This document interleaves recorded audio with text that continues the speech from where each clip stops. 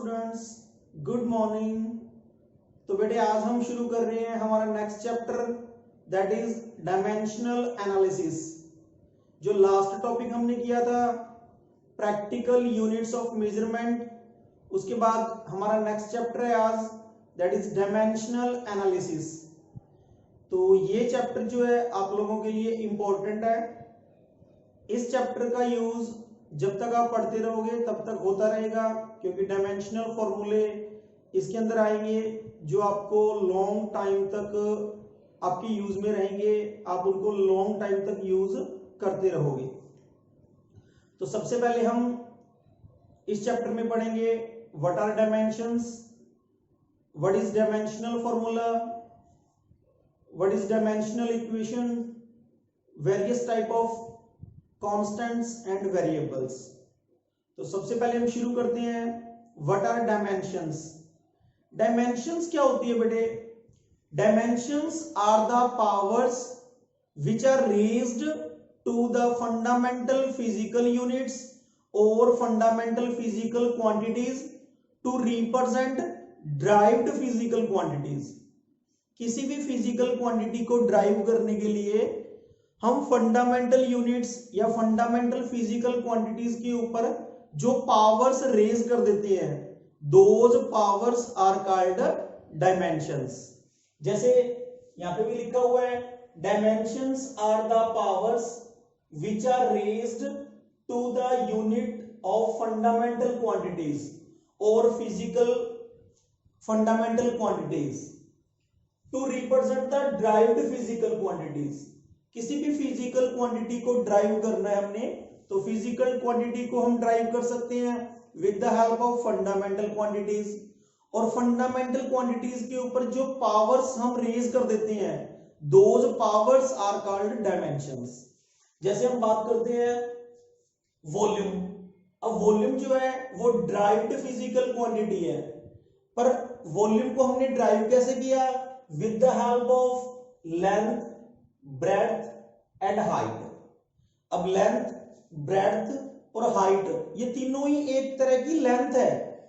तो length is the fundamental physical quantity. तो हमने ड्राइव्ड फिजिकल क्वांटिटी को ऑब्टेन किया है with the help of fundamental physical quantity. अब फंडामेंटल फिजिकल क्वांटिटी को कितने टाइम यूज किया है? 1 time, 2 time, 3 time. It means fundamental physical quantity के ऊपर जो ये पावर लगी है 3, this power is called dimensions. तो किसी भी ड्राइव्ड क्वांटिटी को रिप्रेजेंट करने के लिए फंडामेंटल फिजिकल क्वांटिटी के ऊपर या फंडामेंटल यूनिट्स के ऊपर जो पावर्स हम रेज कर देते हैं, those powers are called dimensions. उसके बाद होता है डायमेंशनल फॉर्मूला। अब डायमेंशनल फॉर्मूले में क्या होता है? अब किसी भी फिजिकल क्वांटिटी को, कोई ड्राइव्ड फिजिकल क्वांटिटी है, उसको हमने रिप्रेजेंट करना है। तो रिप्रेजेंट करने के लिए हमें फंडामेंटल क्वांटिटीज की जरूरत पड़ेगी, और उन फंडामेंटल क्वांटिटीज की कितनी कितनी पावर की जरूरत पड़ेगी, वो जो फॉर्मूला है, that formula is called dimensional formula. जैसे फॉर एग्जांपल देखो आप कि कोई भी ड्राइव्ड फिजिकल क्वांटिटी है, अब उस ड्राइव्ड फिजिकल क्वांटिटी को हमने ऑब्टेन करना है, तो कहां से ऑब्टेन करेंगे? With the help of fundamental physical quantities. अब फंडामेंटल फिजिकल क्वांटिटीज के ऊपर हमें पावर्स रेज करनी पड़ती है, तो वो पावर्स कितनी हो सकती है?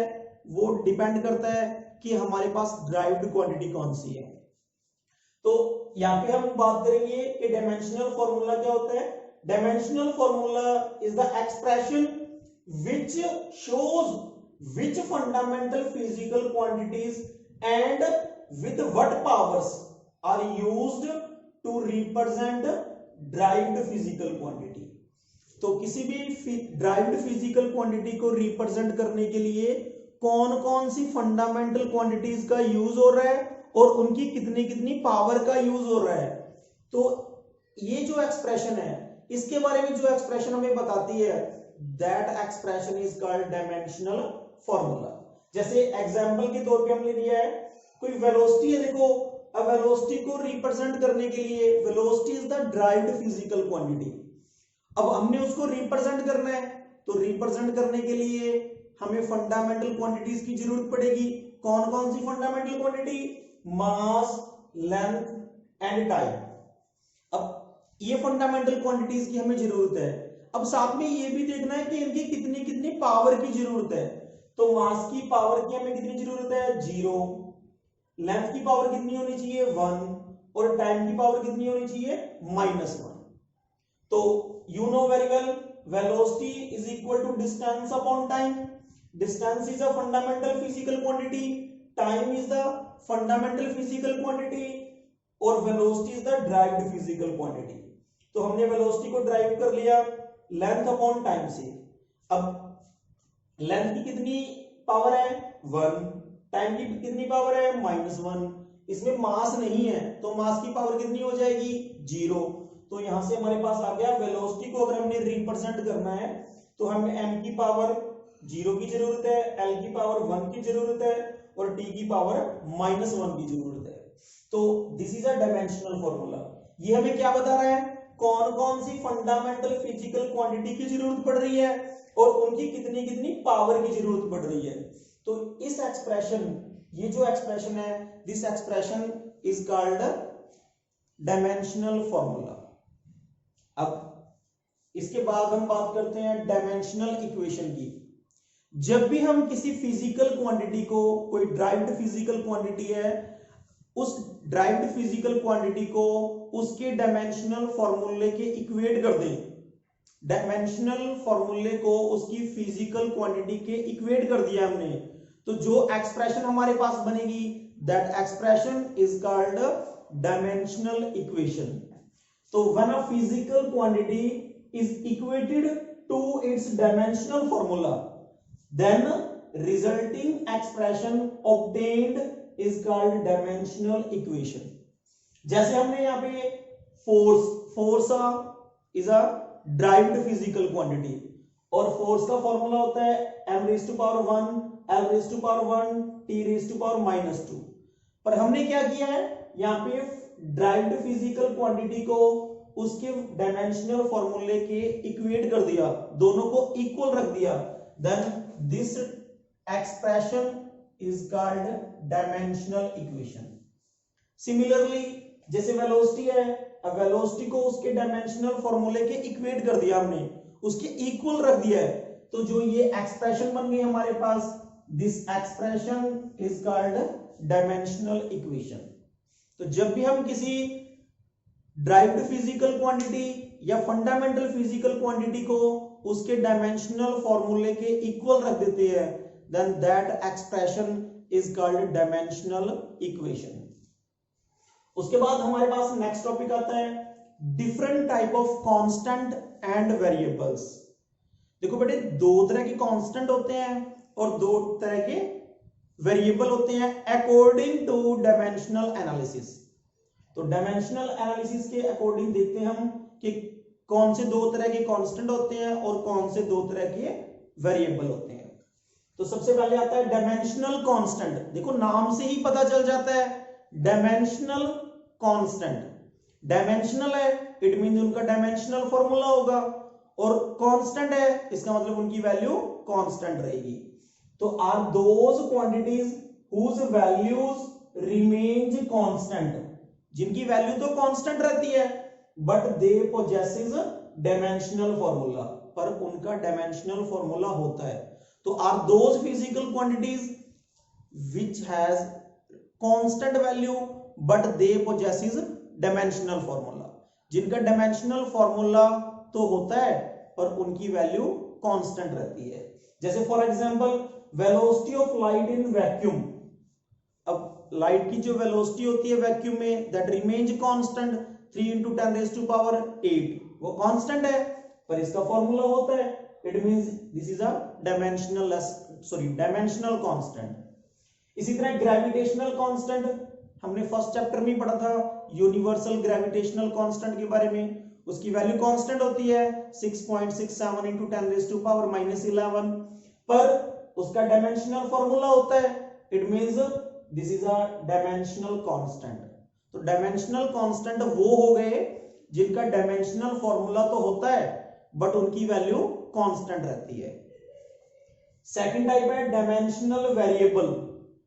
डायमेंशनल वेरिएबल, डायमेंशनल फॉर्मूला तो है उनका, बट उनकी वैल्यू वेरिएबल है, मींस चेंज होती रहती है। तो are those physical quantities whose values are variable, change होती रहती है, but they possesses dimensional formula, पर उनका डायमेंशनल फॉर्मूला होता है। जैसे एग्जांपल के लिए हम देखें तो फोर्स, अब फोर्स की वैल्यू चेंज होती रहती है, फोर्स कम लगा दो ज्यादा लगा दो। एरिया की वैल्यू चेंज होती रहती है, एरिया कम है किसी ऑब्जेक्ट का, किसी ऑब्जेक्ट का ज्यादा है तो एरिया चेंज हो सकता है। एक्सेलरेशन चेंज हो सकता है, पर इन सब का डायमेंशनल फॉर्मूला है, तो ये बन गए डायमेंशनल वेरिएबल, जिनका डायमेंशनल फॉर्मूला तो होता है पर उनकी वैल्यू चेंज होती रहती है। थर्ड टाइप आ गई डायमेंशन लेस कांस्टेंट। देखो नाम से क्लियर हो गया, dimension less means dimensional formula नहीं है उनका, बट वैल्यू रिमेन्स कांस्टेंट, पर उनकी वैल्यू कांस्टेंट रहती है। और those physical quantities whose value remains constant but they possesses no dimensional formula, उनका कोई डायमेंशनल फॉर्मूला नहीं होता है। जैसे फॉर एग्जांपल प्योर नंबर्स 1 2 3 4 5 6 7, ये सारे क्या है, कांस्टेंट वैल्यूज हैं, ये कांस्टेंट है, पर इनका कोई डायमेंशनल फॉर्मूला नहीं होता, तो these are dimensionless constant. Similarly अगर हम पाई देखें, पाई मैथ के अंदर आपने पढ़ा होगा पाई कि पाई की वैल्यू 3.14 होती है, तो पाई की वैल्यू कांस्टेंट है बट उसका कोई डायमेंशनल फॉर्मूला नहीं है, तो वो क्या बन गया, एक डायमेंशन लेस कांस्टेंट। इसी तरह ई होता है, ई की वैल्यू मैथ के अंदर होती है 2.728, तो उसका डायमेंशनल फॉर्मूला नहीं होता पर उसकी वैल्यू कांस्टेंट है, तो this is a dimension less constant. Similarly हम बात करते हैं dimensional less variable. Dimension less variable, dimensional formula नहीं है उनका, बट उनकी वैल्यू चेंज होती रहती है। और those physical quantities whose value are variable but they possesses no dimensional formula, they have no dimensional formula, जिनका कोई डायमेंशनल फॉर्मूला तो नहीं होता बट उनकी वैल्यू जो है वो चेंज होती रहती है। फॉर एग्जांपल एंगल, अब एंगल के अंदर आप देखते हो कि एंगल चेंज हो जाता है, 30 60 45 90 कितनी भी हो सकती है वैल्यू, बट एंगल का कोई डायमेंशनल फॉर्मूला नहीं होता।